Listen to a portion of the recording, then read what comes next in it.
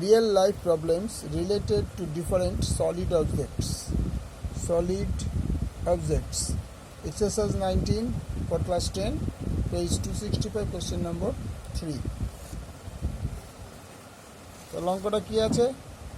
24 semi দৈর্ঘ্যের ব্যাস বিশিষ্ট একটি লম্ব বৃত্তাকার চোঙাকৃতি পাত্রে কিছু জল আছে। 6 সেমি দৈর্ঘ্যের ভূমিতলের ব্যাস ও 4 সেমি উচ্চতা বিশিষ্ট 60টি নিরেট শঙ্কু আকৃতির লোহার টুকরো জলে সম্পূর্ণভাবে নিমজ্জিত করলে ওই জলের উচ্চতা কত? তাহলে মনে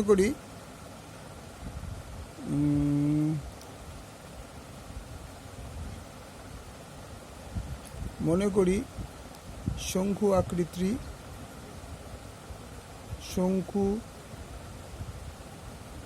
আকৃতির লোহার টুকরোর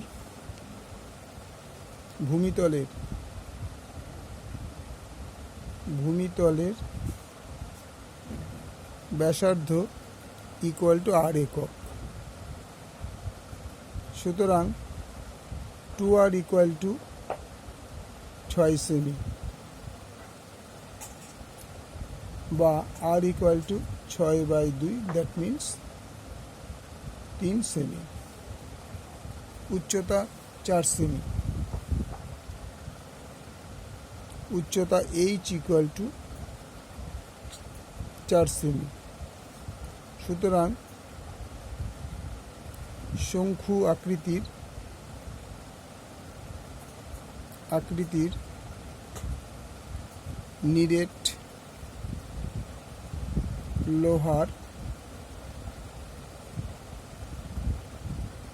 টুকরোর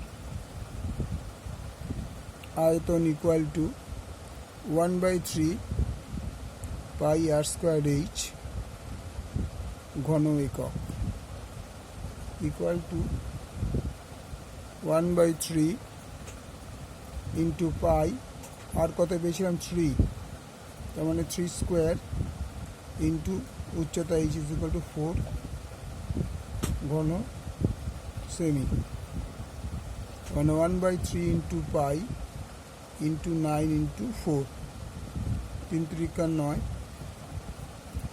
3 × 4 = 12 পাই ঘন সেমি। আবার লম্ব বৃত্তাকার চোঙাকৃতি পাত্রের ভূমির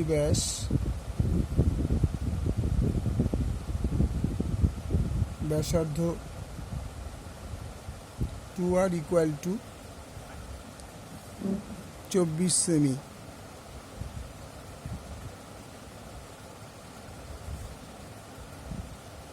ব্যাস বা r ইকুয়াল টু 24/2, 12 সেমি। আচ্ছা, তাহলে লম্ব বৃত্তাকার শঙ্কুর আয়তন, লম্ব বৃত্তাকার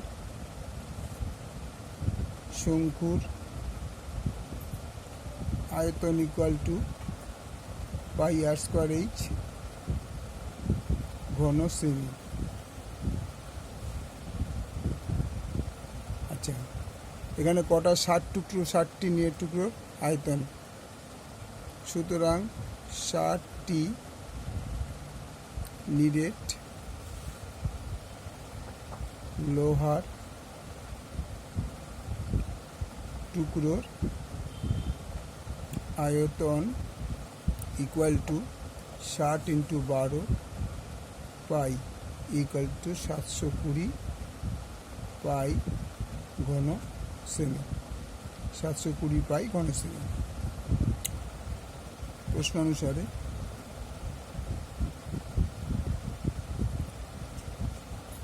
পাই r²h ইকুয়াল টু 720 পাই, পাই পাই কেটে গেল, আর ইকুয়াল টু আমরা পেয়েছিলাম 12, 12 ইন্টু এইচ ইকুয়াল টু 720, এটা কেটে দিলাম। আচ্ছা, 144 ইন্টু এইচ ইকুয়াল টু 720, বা এইচ ইজ ইকুয়াল টু 720/144, 5, বা H is equal to 5 semi. সুতরাং জলতলের উচ্চতা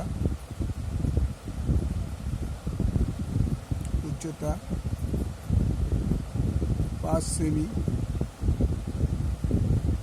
বৃদ্ধি পাবে।